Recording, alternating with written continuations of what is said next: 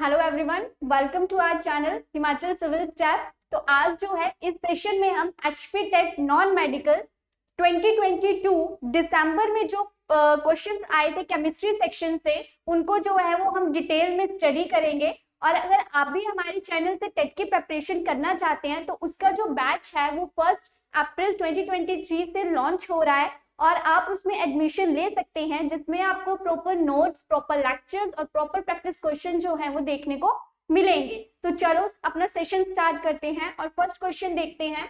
That is the first organic compound prepared is.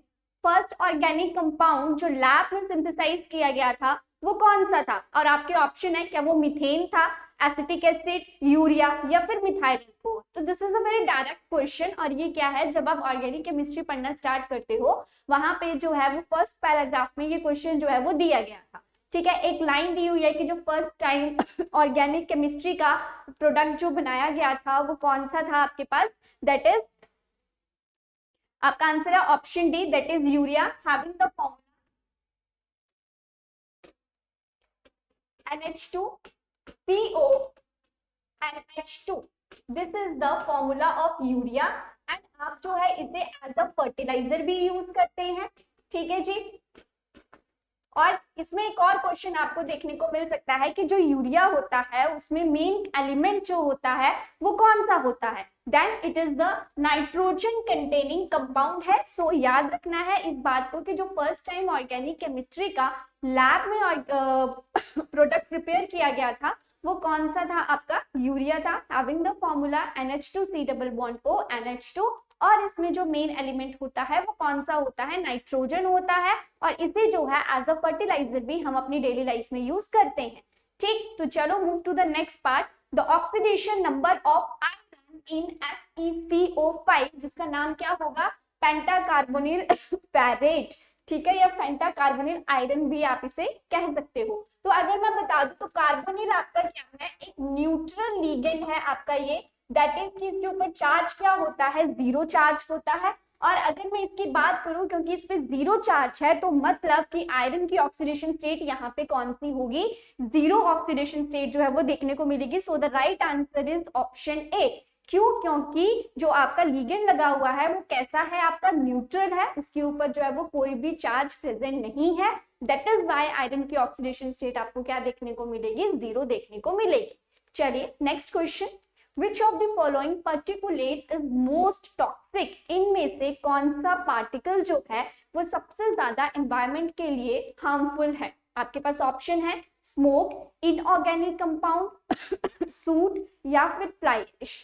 तो अगर मैं इसके आंसर की बात करूं तो इसका राइट आंसर आपके पास क्या है, दैट इज ऑप्शन सी, जिसे आप सूट कहते हो। अब वन बाय वन इसको डिस्कस करते हैं।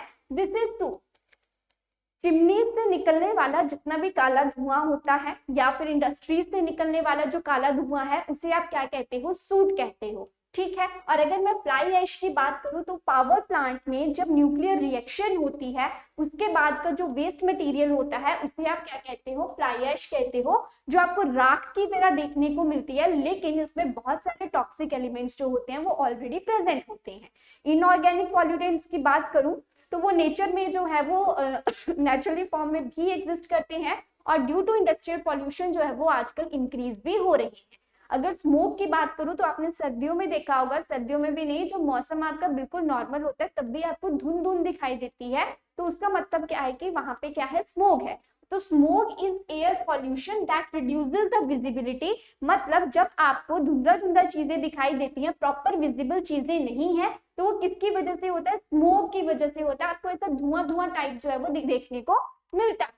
आगे वो कहता है जो स्मोक है वो फर्स्ट टाइम यूज किया गया था ये टर्म 1900 में to describe a mix of smoke and fog. मतलब जब आपकी स्मोक धुंध में जो है वो स्मोक मिक्स होती है तो आपकी किस चीज की फॉर्मेशन होती है, स्मोक की फॉर्मेशन देखने को मिलती है। And the smoke usually came from the burning coal. ठीक है, कोयले को जलाने से आपकी क्या आएगी, स्मोक आएगी, जिससे स्मोक जो है वो जनरेट होगी। और आजकल जो है इसे फोटोकेमिकल स्मोक के नाम से भी जाना जाता है। तो if someone ask you what is photochemical smoke, then you can say that it is the mixture of the smoke and fog. ठीक, तो हमारे नेचर में जो सबसे ज्यादा टॉक्सिक मटेरियल है वो क्या है आपका सूट, क्योंकि वो जो है हर टाइम जो है वो इंडस्ट्री से क्या हो रहा है, धुआं निकल रहा है, तो इसकी वजह से क्या होता है, पॉल्यूशन सबसे ज्यादा देखने को मिलता है। क्लियर, चलिए नेक्स्ट क्वेश्चन देखते हैं। वो कहता है particles in water at 0 degree Celsius, that is at 273 Kelvin, have how much energy as compared to the particle in ice at the same temperature। ठीक है, क्वेश्चन समझ में आ गया। तो आपके ऑप्शन आपके पास की सेम एनर्जी होगी, लेस होगी, मोर होगी या नन ऑफ दिस। तो इसका राइट आंसर आपके पास क्या है, दैट इज ऑप्शन सी। हमेशा पार्टिकल्स ऑफ वाटर की 0 डिग्री सेल्सियस पे एनर्जी क्या होती है, आइस के कंपैरिजन में ज्यादा होती है। ये रही इसकी एक्सप्लेनेशन। ऐसा क्यों होता है, क्योंकि particles of water have the additional latent heat which particles of ice don't have. क्योंकि वाटर के पास जो है वो एक लेटेंट हीट होती है, जिसे लेटेंट का मतलब क्या होता है, छुपी हुई हीट, हिडन हीट जिसे कहते हैं, जो कि आइस के पास नहीं होती है। So though the temperature is same, the hidden heat called as latent heat of fusion is there in water, for which the ice has got converted into liquid, but particles of ice don't have this energy। Simple सी बात है कि पानी के पास क्या होती है, latent heat of fusion वाली एनर्जी होती है, इसलिए particles in water at 0 degree Celsius क्या है, ज्यादा एनर्जी देखने को मिलती है as compare to the ice particles. Clear है, चलिए नेक्स्ट क्वेश्चन देखते हैं। वो कहता है temporary hardness of water is remove by the method of Clark's method, Calvin's method, ion exchange method या सिंथेटिक रेजिन मेथड। तो बताओ, ये भी एक डायरेक्ट क्वेश्चन है। जब आप हार्डनेस ऑफ वाटर के बारे में पढ़ते हैं तो वहां पे प्योरिफिकेशन के लिए जो है वो डिफरेंट मेथड्स का उन्होंने बताया हुआ है। So according to the question इसका राइट आंसर आपके पास क्या है, option A, that is Clark's method. चलो इसमें मैं बताती हूँ। क्लार्क्स मेथड में क्या होता है, आप पानी लेते हो जिसके बीच में क्या है, टेम्पररी हार्डनेस प्रेजेंट है। ठीक है, वैसे तो टेम्पररी हार्डनेस को बॉइलिंग से भी दूर किया जा सकता है, but boiling is not always the better option. ठीक, तो जब आपने टेम्पररी हार्डनेस वाटर को लिया और उसमें आपने क्या ऐड किया, कैल्शियम हाइड्रोक्साइड, जिसे जो है वो स्लेक्ड लाइम के नाम से भी जाना जाता है। मतलब इसका कॉमन नेम क्या है, कॉमन नेम क्या है आपके पास, स्लेक्ड लाइम। ठीक है, तो आपने क्या किया, कैल्शियम हाइड्रोक्साइड को उसमें ऐड किया, आपके पास एक मिक्सचर बनके तैयार हो गया। तो जब आपने उसको फिल्टर किया तो सॉफ्ट वाटर आपके पास जो है वो नीचे आ गया, और कैल्शियम कार्बोनेट और मैग्नीशियम कार्बोनेट के जो प्रेसिपिटेट्स थे वो वहां पे फिल्टर होकर ऊपर ही रह जाते हैं। क्लियर है, ये शायद जो है बहुत सारे बच्चों ने जो वो केमिस्ट्री लैब्स में ये प्रैक्टिकल किया भी होगा, क्योंकि ये बहुत इजी सा प्रैक्टिकल था और वहां पे करवाया जाता था। ठीक है, तो क्लार्क मेथड क्या होता है, one of the solution for treating the hard water by adding slaked lime into the water, and hardness of water can be defined as the dissolved content of divalent metal cation in water, and in Clark method hard water is treated with the calcium hydroxide। तो ये question आपको ऐसे भी आ सकता है कि जो Clark's method है जिसमें हम टेम्परेरी वाटर को जो है टेम्परेरी हार्डनेस को जो है वो रिमूव करते हैं, उसमें किस कंपाउंड का या किस सॉल्यूशन का जो है वो यूज किया जाता है, दैट इज कैल्शियम हाइड्रोक्साइड। और जैसे ही आपको पता है कि हार्डनेस जो वाटर है उसमें क्या प्रेजेंट होता है, कैल्शियम और मैग्नीशियम के आयंस प्रेजेंट होते हैं। तो वैसे ही जब वो इसके साथ रिएक्ट करेंगे तो वो कैल्शियम कार्बोनेट और मैग्नीशियम कार्बोनेट में कन्वर्ट हो जाएंगे। आप उनको फिल्टर करोगे, नीचे आपके पास क्या आ जाएगा, सॉफ्ट वाटर आपके पास प्रेजेंट हो जाएगा। क्लियर, चलिए नेक्स्ट क्वेश्चन देखते हैं। विच oxide of nitrogen is a colourless gas. आपके पास ऑप्शन है, वो क्या पूछ रहा है कि इनमें से कौन कलर्ड गैस जो है वो कौन सी है। तो देखो, नाइट्रोजन की जितनी भी गैसेज है वो मोस्टली क्या है, आपकी कलरलेस है, लेकिन इसमें से एक गैस ऐसी है जो आपको ब्राउनिश कलर का कंपाउंड जो है वो वहां पे देखने को मिलता है। So the right answer is option D, that is nitrogen dioxide is a coloured gas in a nitrogen group. Clear है ये बात। चलिए नेक्स्ट देखते हैं, the element used for the vulcanization of rubber. अब अगर मैं बात करूं तो ये पॉलीमराइजेशन वाले चैप्टर में सभी लोगों ने पढ़ रखा होगा। वल्केनाइजेशन ऑफ रबर का मतलब क्या है कि जब रबर फॉर्म करी जाती है तो वो बहुत सॉफ्ट होती है। ठीक है, बट आपके जो ऑटोमोबाइल्स के टायर्स हैं वो सारे के सारे किससे बने होते हैं, रबर से बने होते हैं। बट रबर तो स्टार्टिंग में क्या होती है, बहुत सॉफ्ट होती है। तो उसमें क्या होता है, वल्केनाइजेशन करी जाती है किस एलिमेंट की, जिसके बाद जो आपकी रबर है वो हार्डनेस में कन्वर्ट हो जाती है, एंड देन हम उसे एज अ ऑटोमोबाइल टायर्स जो है वो यूज करते हैं। सो आपके ऑप्शंस है पोटेशियम, सल्फर, जिंक या ब्रोमीन। तो ऐसे होता है रबर, ऐसे उसकी लेयर जा रही होती है, जैसे ही आप उसमें सल्फर ऐड करते हो तो ये मटेरियल क्या हो जाता है आपका, डेंस हो जाता है, हार्ड हो जाता है, और इस चीज को आपने जो ऐड किया उसे आप क्या कहते हो, सल्फर एलिमेंट कहते हो। ठीक है, सो वल्केनाइजेशन ऑफ रबर में किस एलिमेंट का यूज किया जाता है, सल्फर का यूज किया जाता है। This question is very important, ये बहुत सारे पेपर में क्वेश्चन देखा भी गया है। ठीक है जी, चलिए नेक्स्ट देखते हैं। यही जो मैंने आपको बताया कि वल्केनाइजेशन वो प्रोसेस है जिसमें आप चेंज करते हो सिंथेटिक एंड नेचुरल रबर को इनटू क्रॉस लिंक्ड पॉलीमर्स से, क्योंकि लीनियर पॉलीमर्स भी होते हैं, ब्रांच्ड पॉलीमर्स भी होते हैं, और थर्ड नंबर पे आते हैं क्रॉस लिंक्ड पॉलीमर्स, जिसमें आपके पास ये जो है वो रबर प्रेजेंट है, इसमें आपने सल्फर को ऐड किया, हीट किया, आपके पास क्रॉस लिंकेज देखने को मिली, and sulphur is the vulcanisation agent for the natural rubber, but other chemicals are also used, but mainly कौन सा यूज किया जाता है, सल्फर। और इससे क्या बनाए जाते हैं, वल्केनाइजेशन ऑफ रबर से ऑटोमोबाइल टायर्स की फॉर्मेशन जो है वो करी जाती है। क्लियर है, चलिए नेक्स्ट क्वेश्चन देखते हैं। बीओडी जिसका फुल फॉर्म क्या है, biological oxygen demand is the measure of, कि बीओडी जो है वो किसकी मेजरमेंट करता है, क्या वो पानी में ऑर्गेनिक जो पॉल्यूटेंट्स है उनको मेजर करता है, इनऑर्गेनिक पॉल्यूटेंट्स को मेजर करता है, पार्टिकल मैटर को मेजर करता है, या इसमें से कोई भी नहीं। तो इसका राइट आंसर है आपके पास ऑप्शन ए, दैट इज कि ये ऑर्गेनिक पॉल्यूटेंट्स की मेजरमेंट जो है वो करता है। क्लियर है जी, चलिए next question. Following reaction is an example of which type of reaction, और आपके पास रिएक्शन क्या है, जिंक ऑक्साइड प्लस कार्बन, उससे क्या बन रहा है, जिंक बन रहा है, और यहाँ पे जो है वो कार्बोनिल निकल रहा है। ठीक है, तो बताओ this is the redox reaction, displacement reaction, combination reaction, या फिर डबल डिस्प्लेसमेंट रिएक्शन।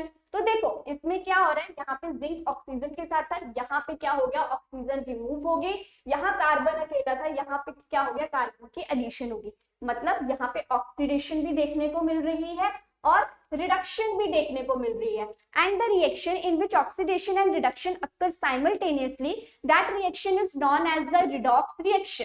क्लियर है, सो इस क्वेश्चन का आंसर आपके पास क्या होगा, that is option A, redox reaction.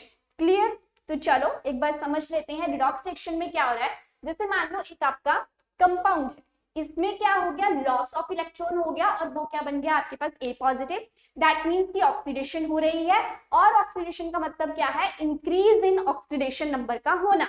और बी जो एलिमेंट था उसने क्या किया, इलेक्ट्रॉन्स को गेन किया, ऑक्सीडेशन नंबर को कम किया, और वो बी नेगेटिव में चेंज हो गया। तो इसको हम क्या बोलेंगे, जिस रिएक्शन में दोनों चीजें हो रही हैं, that is the redox reaction. Clear है, और अगर मैं आगे बात करूं सिंगल डिस्प्लेसमेंट रिएक्शन की, जैसे कि ऑप्शन में था, तो डिस्प्लेसमेंट रिएक्शन में क्या होता है कि a chemical reaction in which an element takes the place of another element in a compound, कि जो ज्यादा इलेक्ट्रोनेगेटिव होगा या ज्यादा हाई पोजीशन पे होगा वो लो वाले कंपाउंड को क्या कर देगा, डिस्प्लेस कर देगा। अब जैसे ये देखिए, this is A plus B C, तो ये क्या बना देगा, ए जो है वो सी के साथ कंबाइन हो जाएगा, बी आपका अलग से रह जाएगा, वेयर ए एंड बी आपकी क्या है, मेटल्स है। अगर मैं यहाँ पे बात करूं ए और बी सी की, तो ये बना देगा बी ए और सी अलग, दैट मीन्स कि आपका ए और सी यहाँ पे क्या है, नॉन मेटल। ठीक है, तो डिस्प्लेसमेंट का मतलब क्या है कि आपने आयंस को या एलिमेंट्स को डिस्प्लेस करना है उनकी पोजीशन से। क्लियर, नेक्स्ट कॉम्बिनेशन रिएक्शन देख लो पहले। कॉम्बिनेशन का मतलब क्या है कि दो चीजों को कंबाइन करना है और आपके पास क्या बनेगा, एक ही प्रोडक्ट बनेगा, that is known as a combination. For example A plus B क्या बन गया आपके पास, ए बी बन गया। ठीक है, 6th क्लास में है ये रिएक्शन। जैसे आप मैग्नीशियम प्लस ऑक्सीजन को रिएक्ट करवाते हो तो आपके पास क्या बन जाएगा, मैग्नीशियम ऑक्साइड की फॉर्मेशन देखने को मिलेगी। अमोनिया और HCl को रिएक्ट करवाते हो तो क्या बन जाएगा, अमोनियम क्लोराइड बन जाएगा। तो क्या हो रहा है, जब दो रिएक्टेंट्स मिलके एक प्रोडक्ट की फॉर्मेशन करते हैं तो उसे आप क्या कहते हो, कॉम्बिनेशन रिएक्शन कहते हो। And always remember combination reaction is what, exothermic in nature, that it releases the heat. Clear है, चलिए डबल डिस्प्लेसमेंट देखते हैं। वो कहते हैं कि in double displacement reaction the cations and anions of two compounds switch places. इसमें सिर्फ आपने क्या करना है, कंपाउंड्स को स्विच करना होता है। जैसे आपके पास दो कंपाउंड्स है, पहले A B and then C D, तो वो क्या बन जाएगा, ए डी के साथ बॉन्ड बना लेगा, बी और सी जो है वो आपस में बॉन्ड बना लेंगे और ये क्यों होगा, क्योंकि ए और सी क्या है, कैटाइंस है, पॉजिटिव आयंस है, और बी और डी क्या है आपके एनाइंस है। जैसे अगर मैं बात करूं सिल्वर नाइट्रेट प्लस NaCl की, तो यहाँ पे क्या था, Ag positive, NO3 negative, Na positive, Cl negative. तो Ag पॉजिटिव है वो किसके साथ बॉन्ड बना लेगा, Cl के साथ। तो किस चीज की फॉर्मेशन होगी, सिल्वर क्लोराइड और सोडियम नाइट्रेट की फॉर्मेशन जो है वो यहाँ पे आपको देखने को मिल गई है। और कभी कभी पेपर में जो है वो ये रिएक्शन दी होती है, पूछा होता है कि बताओ ये किस टाइप की रिएक्शन है। तो ये चारों के चारों रिएक्शन जो है वो बेसिक है और पेपर में डेफिनेटली जो है वो यहाँ से क्वेश्चन देखने को मिलता है। क्लियर, चलिए नेक्स्ट क्वेश्चन देखते हैं। Cloud formation occurs due to the process of, कि जो बादल बनते हैं वो किस प्रोसेस के द्वारा जो है वो बादलों की फॉर्मेशन देखने को मिलती है। आपके पास ऑप्शन है इवापोरेशन, कंडेंसेशन, ट्रांसपीरेशन या ऑल ऑफ दीज। ठीक है, सो अगर मैं बात करूं तो आपको सबको पता है इवापोरेशन का मतलब क्या है, जब लिक्विड से आप किसमें कन्वर्ट करते हो अपने मटेरियल को, गैसियस फॉर्म में वाष्पीकरण होता है, उसे हम कहते हैं इवापोरेशन। कंडेंसेशन का मतलब क्या होता है, जब आप गैसियस फॉर्म से किसमें वापस आते हो, लिक्विड फॉर्म में आते हो, उसे कंडेंसेशन कहते हैं। और ट्रांसपीरेशन आपको कहाँ देखने को मिलती है, प्लांट्स में जो है वो आपको देखने को मिलती है। तो आपको पता है वाटर साइकिल में जब पानी भाप बन के ऊपर चला जाता है तो वो वापस कैसे आएगा, पानी in the form of rain. और जो ऊपर गैसियस फॉर्म में बादल बन रहे हैं तो उसमें क्या होती है आपकी कंडेंसेशन होती है। So the right answer of this question कि आपके जो बादल हैं वो किस प्रोसेस से फॉर्म होते हैं, then it is the condensation process. ठीक है जी, चलो और पढ़ते हैं इसके बारे में। वो कहता है कि जैसे हवा जो है ऊपर उठती है, water vapour gets cool, water vapour आपके ठंडे हो जाते हैं, which result in the formation of the water droplet. तो जब फिनोमिना क्या, जब इस फिनोमिना को आप क्या कहते हो, कंडेंसेशन कहते हो। और जो वाटर ड्रॉपलेट्स कंबाइन होते हैं एक साथ, उनसे क्या बनते हैं, आपके बादलों की फॉर्मेशन जो है वो देखने को मिलती है। ठीक है, अगर ट्रांसपीरेशन की बात करूं तो ट्रांसपीरेशन एक ऐसी प्रोसेस है जो इन्वॉल्व करती है loss of water vapour through the stomata of the plants. Plants के जो पत्ते होते हैं, पत्तों के नीचे कभी देखना छोटे छोटे पोर्स दिखाई देते हैं जिन्हें आप स्टोमेटा कहते हो। तो जब स्टोमेटा के थ्रू जो है एक पौधे में से वाटर लॉस होता है तो आप उसे क्या कहते हो, ट्रांसपीरेशन प्रोसेस कहते हो। ठीक है, the loss of water vapour from the plant cools the plant down when the weather is very hot and water from the stem and roots moves upward or is pulled into the leaves। तो जब क्या होता है कि गर्मियों में जब proper पानी नहीं मिल पाता है तो रूट्स और स्टेम जो है वो अपना पानी ऊपर की तरफ भेजते हैं, जिससे पानी जो है प्लांट्स के डिफरेंट पार्ट्स में जो है वो जाता है और लीव्स तक भी उसके थ्रू ही पहुंचता है। And this loss of water vapor through the stomata in plants is known as the transpiration process। और बादल किस प्रोसेस से बनते थे, कंडेंसेशन प्रोसेस से जो है वो उनकी फॉर्मेशन देखने को मिलती थी। क्लियर, चलिए नेक्स्ट देखते हैं। ये देख लीजिए, ट्रांसपीरेशन है, सनलाइट आ रही है। ठीक है, फर्स्ट स्टेप क्या था, रूट्स ने ऑब्जॉर्व किया वाटर मिट्टी से। ठीक है, फिर स्टेम ने उसको क्या किया, ऊपर भेजा। और थर्ड में क्या हुआ कि जो अनयूज्ड वाटर था, जिस पानी की पौधे को जरूरत नहीं थी, वो इवापोरेट हो गया, कहाँ से, स्टोमेटा ऑफ द लीव्स। ठीक है, और अगर मैं वाटर साइकिल की बात करूं तो यहाँ से पे ही आप यहाँ पे भी आपको सारी चीजें देखने को मिलती हैं। बारिश हो रही है, ठीक है, प्रेसिपिटेशन हो रही है, फिर क्या हो रहा है, इवापोरेशन हो रही है, फिर कंडेंसेशन से बादल बन रहे हैं, फिर वापस जो है वो बारिश देखने को मिलती है। ठीक है, आई होप कि आपको ये पॉइंट्स जो है वो क्लियर हो गए होंगे। नेक्स्ट है कंपोस्ट फर्टिलाइजर मेक्स सॉइल, कि जो आप खेतों में खाद डालते हो उसकी वजह से सॉइल आपकी कैसी हो जाती है, एसिडिक, बेसिक। बेसिक का मतलब क्या है, एल्कलाइन इन नेचर, न्यूट्रल या ऑल ऑफ द अबव। देखो न्यूट्रल तो नहीं होगी, या तो एसिड बनेगी या तो बेसिक बनेगी। तो इसका राइट आंसर क्या है आपका, option A, that is acid. क्योंकि आप अपने खेतों में इतने ज्यादा जो है वो केमिकल्स डाल रहे हो, जिसकी वजह से क्या हो जाता है, चाहे वो फर्टिलाइजर ही है पर बनी तो हुई वो केमिकल से ही है, तो उसकी वजह से क्या होता है कि हमारे खेतों की जो मिट्टी होती है उनकी पीएच क्या होती है, इंक्रीज हो जाती है, और उनकी एसिडिटी क्या होती है, वो इंक्रीज हो जाती है। दैट इज वाई वो कह रहा है कि compost is a mixed substance and organic matter used to enrich and enhance the soil। ठीक है, usually made by the decomposing plants। Clear है, और जो कंपोस्ट सप्लाईज है that earth the with the nutrients like nitrogen भी निकल रहा है, फोस्फोरस भी निकल रहा है, पोटेशियम भी निकल रहा है, and it improves its ability to keep the nutrients longer। तो क्या है, बेशक आप चाहे सिंथेटिक ऑर्गेनिक कंपाउंड यूज कर रहे हो या फिर आप नेचुरल यूज कर रहे हो, दोनों से क्या होती है एसिडिटी जो सॉइल की है वो इंक्रीज हो जाती है। Clear. Next, tooth decay starts at the pH value of कितनी, कि जब जो दांत है वो गलना और सड़ना स्टार्ट हो जाते हैं तब माउथ की पीएच जो है वो कितनी होती है। This is the direct question. अगर आपको वैल्यू पता है तो तभी आप इस क्वेश्चन को जो है वो अटेम्प्ट कर सकते हो। So the right answer is option B, that is 5.5। Clear है। नेक्स्ट, इसका आंसर पहले से ही है। तो क्वेश्चन क्या था, क्वेश्चन पढ़ लेते हैं। Electronegativity as we move from left to right across the period. अगर मैं इलेक्ट्रोनेगेटिविटी की बात करूं तो इलेक्ट्रोनेगेटिविटी होती क्या है, attraction of the nucleus and the electrons, कि न्यूक्लियस के पास कितनी टेंडेंसी है कि वो इलेक्ट्रॉन्स को अपनी तरफ खींच के रखे, उसे इलेक्ट्रोनेगेटिविटी कहते हैं। और जब आप अलोंग द पीरियड जाते हो तो ये हमेशा क्या करती है, इंक्रीज करती है। ठीक है। और जैसे ही आप डाउन द ग्रुप जाते हो तो इलेक्ट्रोनेगेटिविटी क्या है, डिक्रीज करती है। अब इधर को इंक्रीज क्यों करती है, क्योंकि यहाँ पे क्या होता है, शेल जो है वो सेम रहती है, इलेक्ट्रॉन जो ऐड होता है वो सेम शेल में होता है, तो न्यूक्लियस और इलेक्ट्रॉन्स के बीच में जो अट्रैक्शन पावर है वो भी बहुत ज्यादा बढ़ती रहती है। नीचे की अगर मैं along the period along the group की बात करूं तो यहाँ पे क्या होता है आपका कि जो शेल्स हैं वो क्या होती हैं, इंक्रीज होती हैं। अब इलेक्ट्रॉन कहाँ पे ऐड होगा, इंक्रीज शेल में होगा।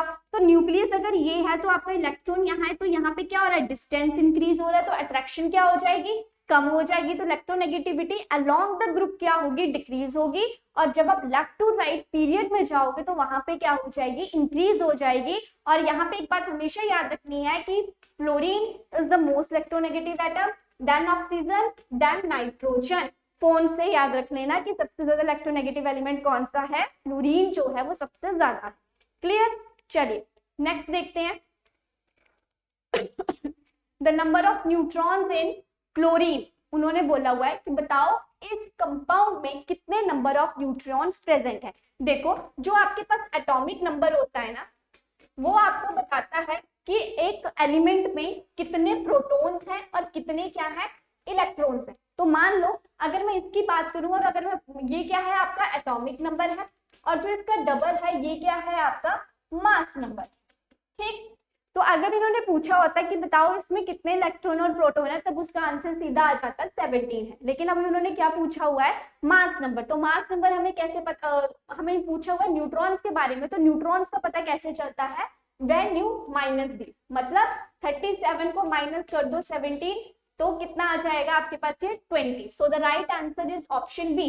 इसका मतलब यह बहुत इजी है क्वेश्चन। जैसे मान लो 6C12, अगर मैं पूछूं कि इसमें बताओ कितने इलेक्ट्रॉन, प्रोटॉन और न्यूट्रॉन है, तो देखो this is atomic number. Atomic number हमें इलेक्ट्रॉन और प्रोटॉन्स के बारे में बताता है, इट इज 6, इट इज 6। अगर न्यूट्रॉन्स की बात करूं माइनस, दैट इज 6। ठीक है। ऐसे ही अगर मैं सोडियम का बोलूं तो इसमें कितने इलेक्ट्रॉन्स हैं, 11। कितने प्रोटॉन्स हैं, 11। और अगर मैं न्यूट्रॉन्स की बात करूं तो कितने हो जाएंगे, यहाँ पे 22 में से 11 के कितने रह जाएंगे, 11 रह जाएंगे।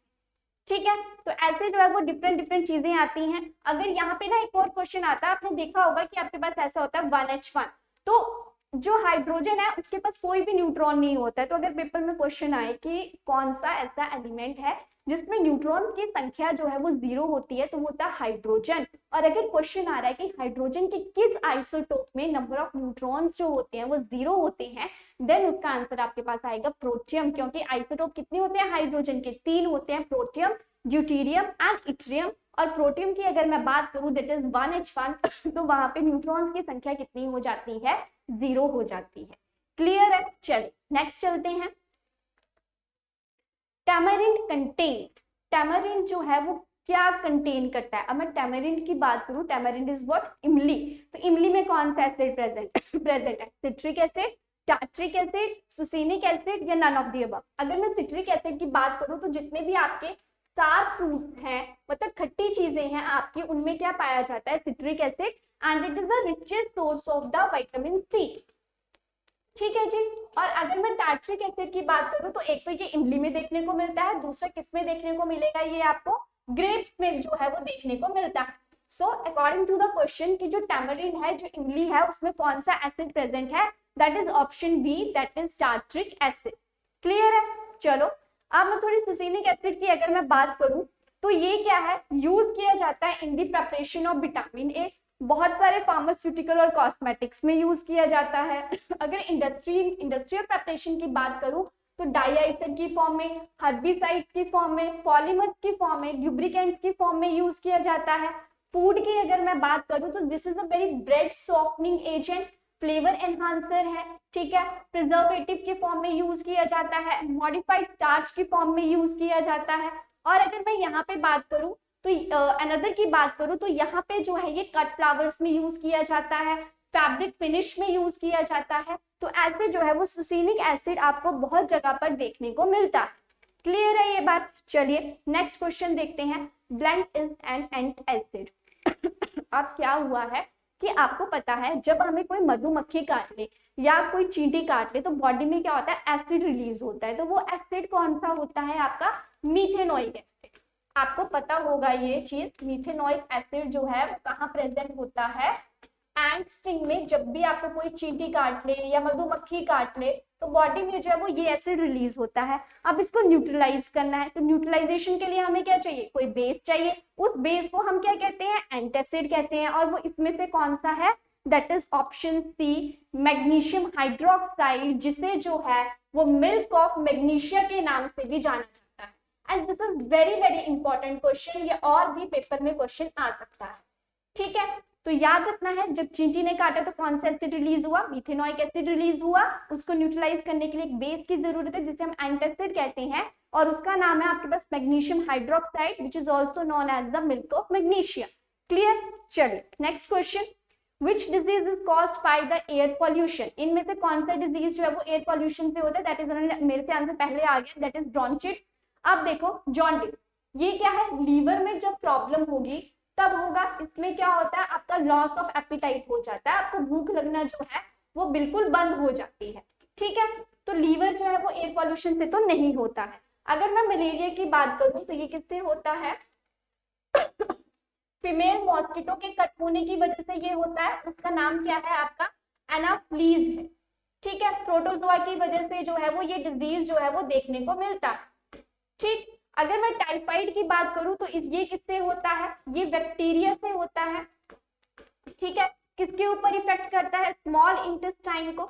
बिल्कुल ही जो है ये डाइजेशन जो है वो टाइफाइड में नहीं होती है, ठीक है। और अगर मैं बैक्टीरिया के नाम की बात करूं तो उसका नाम क्या है, सैल्मोनेला टिफी, और ये पेपर में क्वेश्चन आता है, सैल्मोनेला टिफी, तो याद रखना है। और ब्रोंचिटिस की मैं बात करूं तो वो एयर पॉल्यूशन की वजह से होता है, जिससे क्या होता है, रेस्पिरेटरी प्रॉब्लम्स जो है वो देखने को मिलती है, ठीक है, रेस्पिरेटरी प्रॉब्लम। तो याद रखना है जॉन्डिस का मतलब क्या है, लीवर में प्रॉब्लम हो रही है, मलेरिया मच्छर से हो रहा है, मेन उसका कैरियर क्या है, प्रोटोजोआ है। टाइफाइड जो है वो बैक्टीरिया कंटेनिंग डिजीज है, बैक्टीरिया का नाम है यहाँ पे सैल्मोनेला टिफी। स्मॉल इंटेस्टाइन पर सबसे ज्यादा इफेक्ट जो है वो टाइफाइड डालता है। Clear? Next question, the distance between two successive nodes is, तो बताओ कि क्या डिस्टेंस होगा टू सक्सेसिव नोड्स के बीच में। तो आंसर है आपके पास option B, that is lambda by 2। अब मैं थोड़ा एक्सप्लेन कर देती हूँ। देखो ये है, ये होता है आपका क्रस्ट और ये होती है आपकी ट्रफ, ठीक है। इसे आप कहते हो कि ये क्या है, एक वेवलेंथ है। This is the antinode and this point is known as the node. तो वो पूछ रहा है the distance between the two successive nodes, तो यहाँ से लेके यहाँ तक जो डिस्टेंस है वो कितना है आपका, lambda by 2। Lambda is also known as the wavelength, ठीक है। क्लियर? समझ में आ गई ये बात? नेक्स्ट क्वेश्चन है, for making an electromagnet the best material to be used is, electromagnet बनाने के लिए किस मटेरियल का यूज जो है वो किया जाता है, silver, stainless steel, soft iron या निकल। तो देखो सिल्वर जो है वो एक मेटल है, इसका यूज जो है वो मेल, and this is also very best conductor. तो वायर्स बनाने में या तो ऑर्नामेंट्स बनाने में यूज किया जाता है। स्टेनलेस स्टील की बात करूं तो इसमें प्रेजेंट होता है निकल, क्रोमियम, आयरन एंड कार्बन, और इसका यूज जो है वो यूटेंसिल्स बनाने में किया जाता है। और स्टेनलेस स्टील आपका क्या है, एक अलॉय, ठीक है, तो ये भी नहीं होगा। निकल क्या है, वो भी एक सिंपल क्या है आपका मेटल, ठीक है, ट्रांजिशन मेटल है। तो इसका राइट आंसर क्या है आपके पास, सॉफ्ट आयरन। इसका यूज जो है वो मैग्नेट्स, इलेक्ट्रोमैग्नेट्स बनाने में जो है किया जाता है। That is option C is the right answer. Clear. चलिए नेक्स्ट देखते हैं, which is stored in the water. सबको पता है ये आंसर, दो तीन क्वेश्चन है जो पूछा जाता है। तो बताओ इसमें से कौन सा जो है वो पानी में रखा जाता है, क्योंकि अगर आप उसे पानी में नहीं रखोगे तो वो बहुत ज्यादा रिएक्टिव है, वो आग पकड़ने में देरी नहीं लगाता है। तो बताओ इसका आंसर क्या है, that is option A, white phosphorus को जो है वो पानी में रखा जाता है। और इसके अलावा जो क्वेश्चन पूछे जाते हैं, क्योंकि आपकी रिएक्टिविटी सीरीज में ना ऐसे है, बहुत सारी चीजें जो है वो देखने को मिलती हैं, जहां पे एक सीरीज बनी हुई है कि कौन सबसे ज्यादा रिएक्टिव है और कौन सबसे ज्यादा रिएक्टिव, सबसे कम रिएक्टिव है। तो अगर मैं पोटेशियम की बात करूं तो पोटेशियम क्या है, ये बहुत ज्यादा रिएक्टिव है, इसलिए हम इसे किसमें रखते हैं, वाटर में रखते हैं। सोडियम की अगर मैं बात करूं तो इसे जो है वो कैरोसिन ऑयल में रखा जाता है। ठीक। और अगर मैं लिथियम की बात करूं, that is also very reactive, उसे जो है वो पैराफिन वैक्स में जो है वो रखा जाता है। ठीक है। और अगर इसकी बात करूं, फॉस्फोरस की बात करूं, तो उसे भी किसमें रखा जाता है, वाटर में रखा जाता है। क्लियर है। चलिए next question, bullet proof alloyed steel contains, जो बुलेट प्रूफ कपड़े बनाए जाते हैं या जैकेट्स बनाई जाती हैं, उसमें किस एलिमेंट का यूज जो है वो वहां पे देखने को मिलता है। देखो निकल तो नहीं हो सकता क्योंकि that is a soft, chromium भी नहीं हो सकता, बचे दो। तो देखो इसमें कौन सा है, that is option A, titanium is used in the bullet proof alloy steel. ठीक है जी। टाइटेनियम का एटॉमिक नंबर कितना होता है, इसका एटॉमिक नंबर होता है 22, इलेक्ट्रॉनिक कॉन्फ़िगरेशन आर्गन 3d2 और ये क्या है, एक डी ब्लॉक का एलिमेंट है। ठीक, डी ब्लॉक एलिमेंट है और इसे क्या कहते हैं, आप ट्रांजिशन मेटल्स के नाम से भी जानते हैं, ट्रांजिशन मेटल्स। ठीक है जी। चलिए नेक्स्ट देखते हैं, 1 mole of oxygen gas at STP is equal to, STP का मतलब क्या है, स्टैंडर्ड टेम्परेचर प्रेशर पे 1 मोल ऑफ गैस में कितने मॉलिक्यूल्स होते हैं, then it is always equals to the Avogadro's number. क्योंकि यहाँ पे एवोगैड्रो का लॉ फॉलो किया जाता है, तो राइट आंसर क्या है आपके पास, option A, that is 6.022 into 10⁻23 molecules of oxygen जो है वो प्रेजेंट होते हैं 1 मोल ऑफ ऑक्सीजन में। क्लियर है। और ये पता नहीं कितनी बार पेपर में क्वेश्चन आ चुका हुआ है। ठीक है। तो ये एवोगैड्रो नंबर की वैल्यू क्या है आप लोगों ने याद रखनी है। चलिए next question, the correct formula of urotropin is, urotropin जो है, जब यूरिनरी इंफेक्शन हो जाती हैं तो वहां पे एज अ मेडिकेटिव प्रॉपर्टी जो है वो हम इसे यूज करते हैं। अब यूरोट्रोपिन का फॉर्मूला क्या होता है, so the formula is option D, that is CH2 6N4। Clear है। अगर मैं इसके स्ट्रक्चर की बात करूं, then this is the structure, cage like structure जो है वो आपको देखने को मिलेगा। फॉर्मूला याद रखना है, CH2 कितने हैं, 6 है, और नाइट्रोजन कितने प्रेजेंट होंगे, 4 नाइट्रोजन जो है वो प्रेजेंट होंगे। क्लियर। यूरोट्रोपिन की अगर मैं बात करूं तो ये इसका नाम क्या हो जाएगा आपके पास, हेक्सामिथाइलिन टेट्राएमीन। ठीक है। And this is used as the urinary antiseptic in medicine, it is the name of the urotropin. so it is important कि ये क्या है, as a urinary antiseptic जो है वो मेडिसिन में यूज किया जाता है।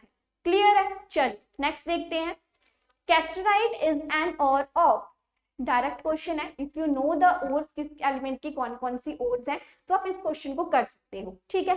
तो बताइए कैस्टराइट किसकी ओर है, सो ये ओर है, that is option B, Sn। किसका सिंबल होता है, टिन का सिंबल होता है।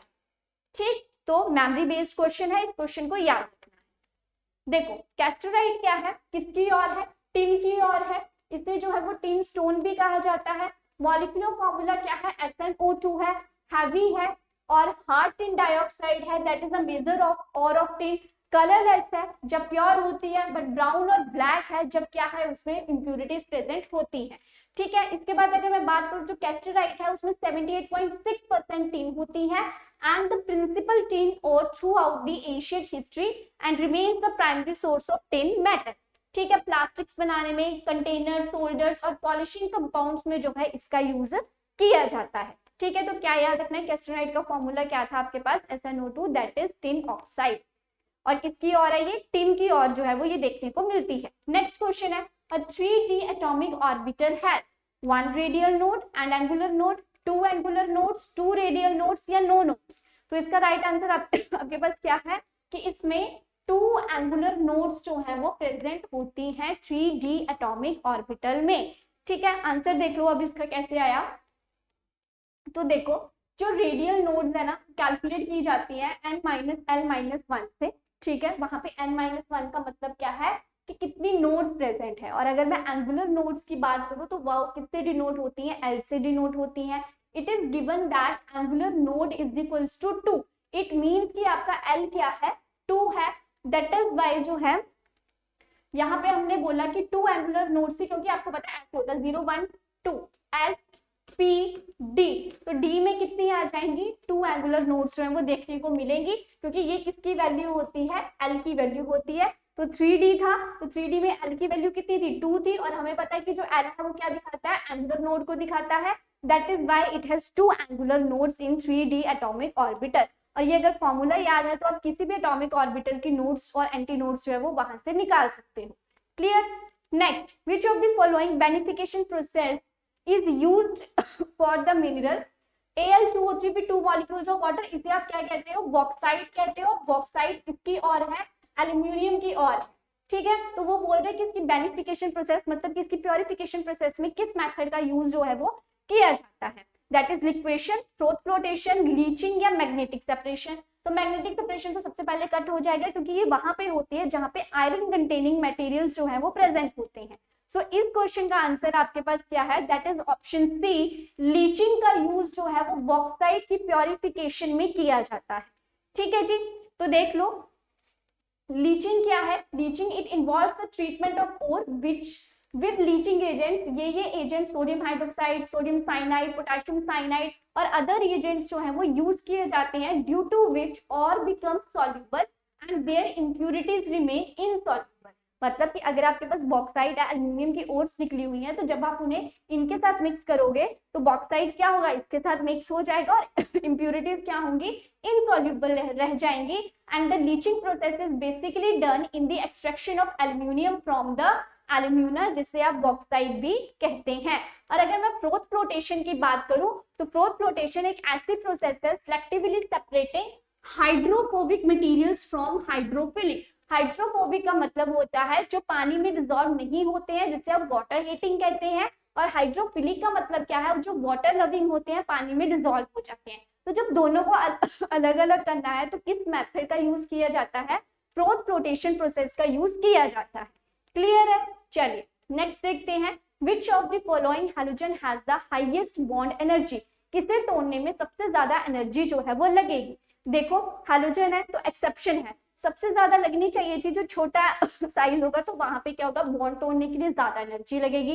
तो होनी किसकी चाहिए थी, फ्लोरीन की। बट एक्चुअली में होती किसकी है, that is option A. Fluorine को तोड़ने के लिए बहुत ज्यादा एनर्जी की जरूरत होती है। ऐसा क्यों, क्योंकि फ्लोरीन का साइज छोटा है, वहां पे क्या है, ऑलरेडी शेल जो है वो कंप्लीट हुई पड़ी है। तो जब F2 साथ में आते हैं तो वहां पे इंटर आयोनिक रिपल्शन बहुत ज्यादा देखने को मिलती है। और अगर आप थोड़ी सी फोर्स लगाओगे तो वो आसानी से टूट जाएगी, क्योंकि शेल छोटी है तो उतने ही इलेक्ट्रॉन्स उसमें आ सकते हैं।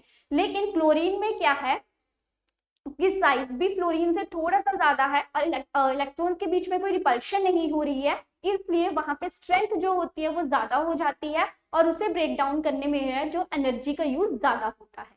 क्लियर। तो देख लो bond energy decreases down the group as the size of atomic atom increases. Fluorine is expected to have the highest bond dissociation energy, but होती किसकी है, फ्लोरीन की होती है। क्यों, इसका रीजन ये है क्योंकि fluorine atom has a very small size due to which there is a high inter ionic repulsion between the two atom, इसलिए जो आपका ऑर्डर आ जाता है वो इस टाइप में देखने को मिलता है। क्लियर है। चलिए नेक्स्ट। सो यही क्वेश्चन थे आपके जो टेट में 2022 में जो है वो क्वेश्चंस पूछे गए थे। आई होप कि आपको ये क्वेश्चंस अच्छे से समझ में आ गए होंगे। ठीक है जी, तो मिलते हैं फिर हम नेक्स्ट सेशन में, जिसमें मैं टेट के लिए और ज्यादा क्वेश्चंस लेके आऊंगी। Thank you so much.